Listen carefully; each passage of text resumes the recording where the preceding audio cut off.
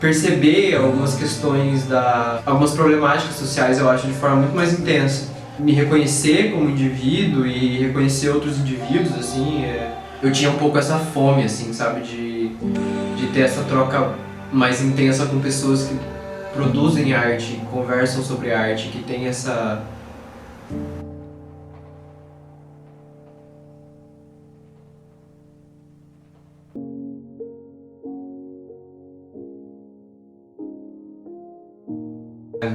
Olá, me chamo Gustavo Magalhães, tenho 25 anos e pesquiso pintura há 10. Eu acho que uma das questões mais latentes assim, para mim de ter vivenciado esses dois momentos, né, de produzir no interior e na capital, é a falta de acesso geográfico mesmo assim das coisas. Então, os centros culturais são longes, as exposições são longes, o acesso à cultura no geral no interior é muito mais escasso do que aqui. E questões mais práticas mesmo, por exemplo, é muito difícil encontrar material lá.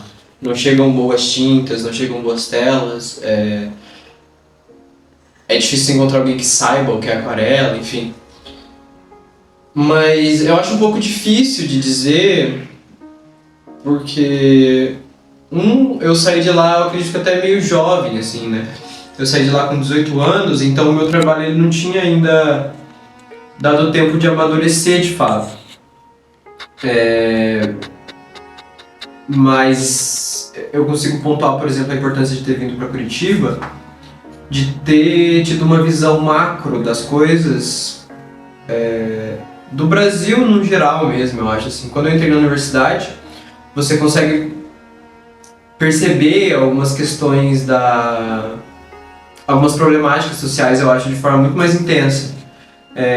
Tanto que eu acho que meu primeiro trabalho significativo é sobre a violência, porque eu acho que tinha uma coisa desse choque de chegar na cidade grande e ver, por exemplo, pessoas em situação de rua aos montes, assim, que é uma coisa que no interior você não se acostuma, né? E acho que tem uma certa apatia também na cidade grande, enfim. Mas acho que o espaço universitário nesse sentido acho que foi muito importante para mim, de poder me reconhecer como indivíduo e reconhecer outros indivíduos, assim, acho que é um ambiente muito plural e que é meio propenso, né, a essas trocas interessantes acontecerem, pelo menos foi no meu caso.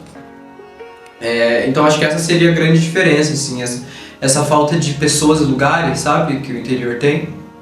Tanto que é comum, assim, a gente ler, né, produções de artistas mudarem por completo, assim, depois de irem a exposições X ou Y, ou conhecerem artistas ou curadores X. Então acho que tem essa...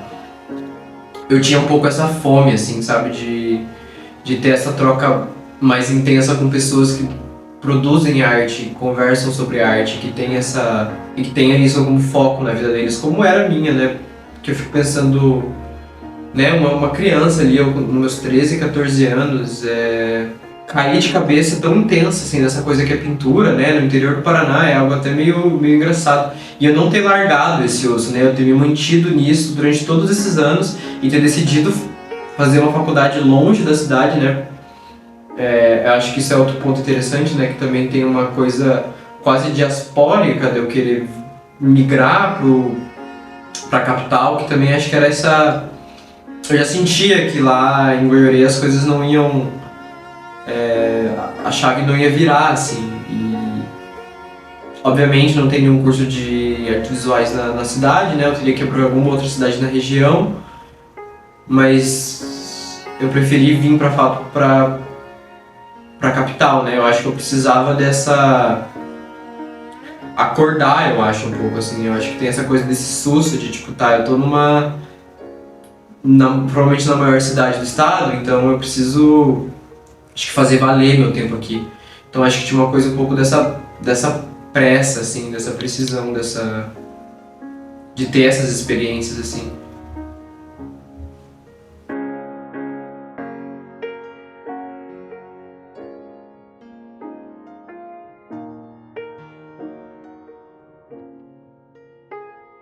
Acho que esse quadro, ele tá aqui principalmente pelo lugar da casa onde ele tá, né? Que da janela a gente consegue ter a vista de uma roseira que tem da casa vizinha e a parede da casa vizinha e o prédio atrás, ele é azul também, né? Então ele parece bastante a ambientação do próprio quadro, assim. Eu acho que como é o escritório também de Thaís, eu acho que tem uma coisa de ser um dos quadros mais tranquilos, assim, né? Uhum.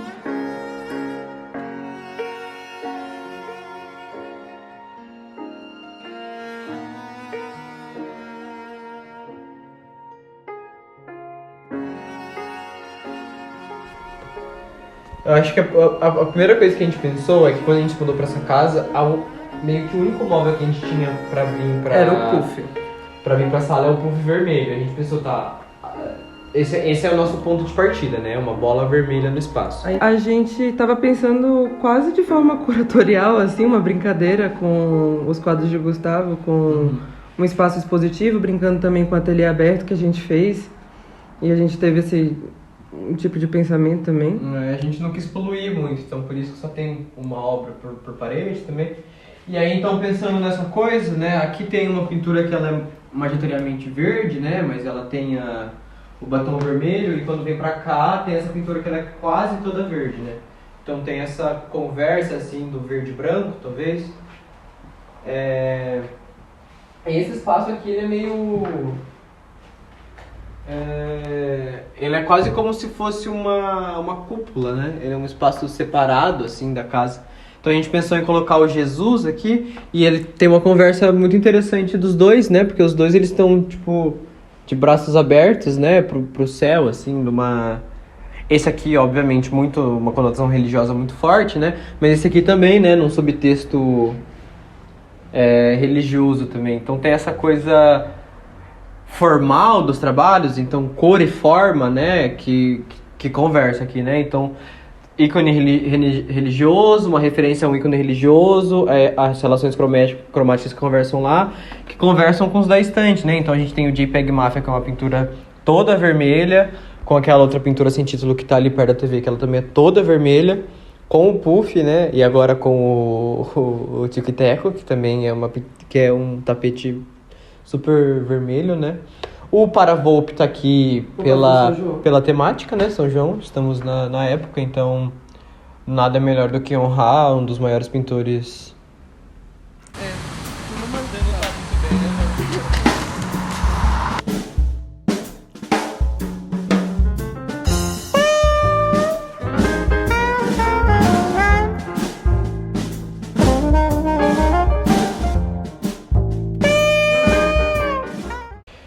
Então, essa questão do suporte, é engraçado que ele aparece no meu trabalho até antes mesmo de haver um pensamento sobre ele, assim. De pintar em qualquer coisa, assim. Que era meio que... É o que tinha, né?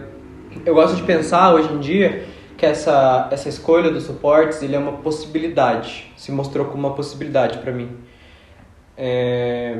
Então, são suportes que eles são... reciclados, né, praticamente, assim.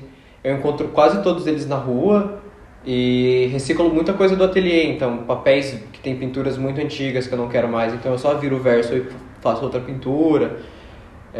Com as telas é a mesma coisa, né, aquela tela laranja que você tinha visto ali é uma pintura que foi atropelada que vai ser uma nova coisa. Muito no sentido do tipo, eu não tenho nem dinheiro pra fazer essa coisa.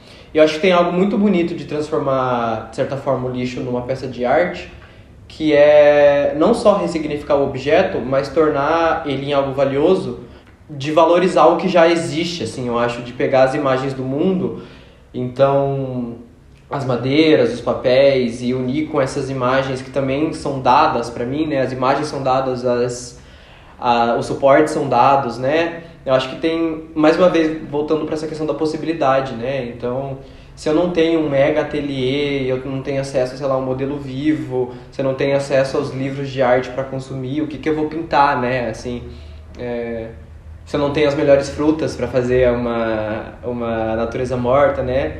Mas eu tenho acesso à internet, né? E tudo é gratuito na internet. Os suportes são gratuitos, as imagens são gratuitas. e conseguir fazer algo disso, né? Conseguir, mais uma vez reforçando, né? Não só valor monetário, mas valor intelectual, né? Acho que talvez fazerem as pessoas olharem com mais atenção para as imagens que a gente produz e consome e para os objetos que a gente consome, sabe? Então, é quase um pecado, assim. Eu vejo madeiras super boas na rua, assim, coisas super interessantes que não é como se não tivesse um letramento estético, eu acho, em relação a essas coisas que eu acho que é um pouco isso.